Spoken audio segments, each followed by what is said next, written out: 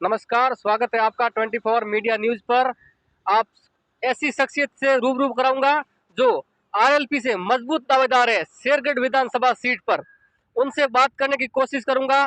शेरगढ़ विधानसभा क्षेत्र में आखिर अगर आरएलपी इस बार झंडा गाड़ेगी तो किस आधार पर गाड़ेगी और क्या उनके मुद्दे रहने वाले हैं। तो मेरे साथ में है जोराराम जी मेघवाल, तो उनसे बात करूंगा। जोराराम जी, आपका बहुत बहुत स्वागत है।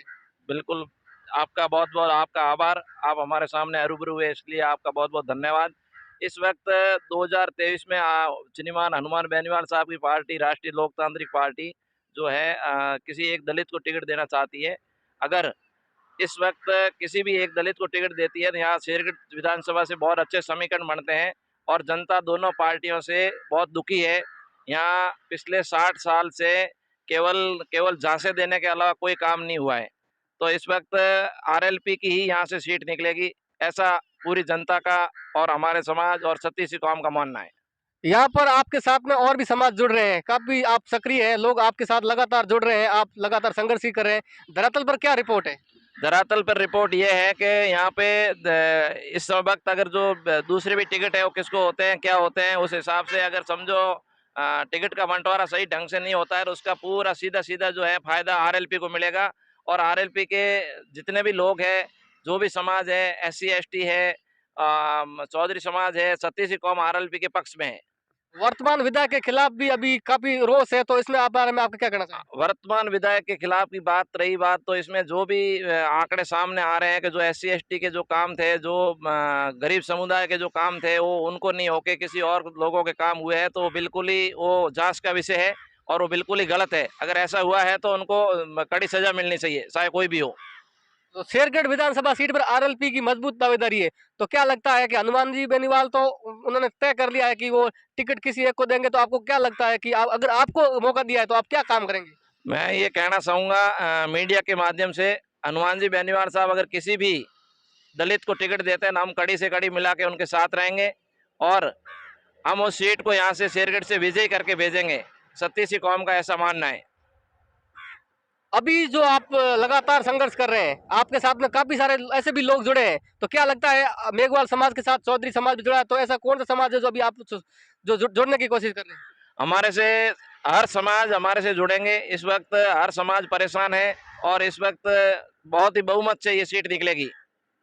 आप जिस समाज से बिलोंग करते हो, उस समाज ने लगातार कांग्रेस को जिताया है, तो क्या लगता है इस बार दूसरा समाज आप पे भरोसा करेगा?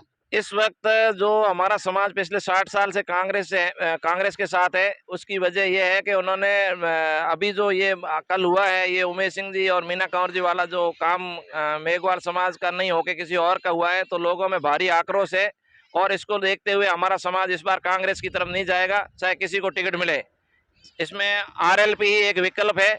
आरएलपी एक ऐसी पार्टी है जो यहाँ से सीट निकालेगी। मेघवाल समाज को आज तक किसी भी पार्टी ने भरोसा नहीं किया है, तो क्या लगता है हनुमान जी बेनीवाल जो भरोसा कर रहे हैं, तो किस तरह के? शेरगढ़ विधानसभा में सबसे बड़ा समाज राजपूत समाज है। उसके बाद में अगर किसी का वोट बैंकिंग में बाहुल्य है तो मेघवाल समाज का है।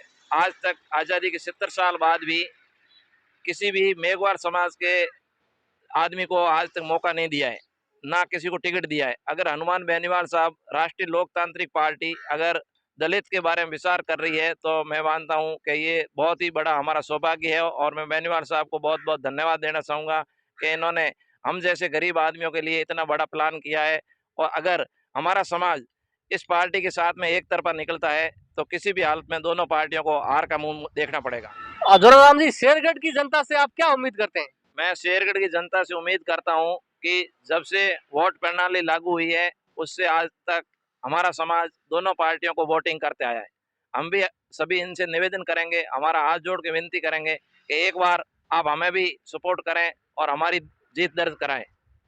छत्तीसी कौम से मेरी हाथ जोड़ के विनती है कि इस बार आप हमें मौका दें। हम आपके साथ चल रहे हैं बहुत वर्षों से, तो एक बार आप भी हमारा इसमें मुहिम में साथ दें।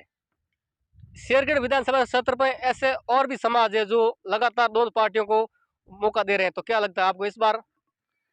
शेरगढ़ विधानसभा में ऐसे समाज दोनों पार्टियों को मौका दे रहे हैं, लेकिन हमारे समाज को आज तक मौका नहीं दिया। उसका खामियाजा इन दोनों सरकारों को भुगतना पड़ेगा।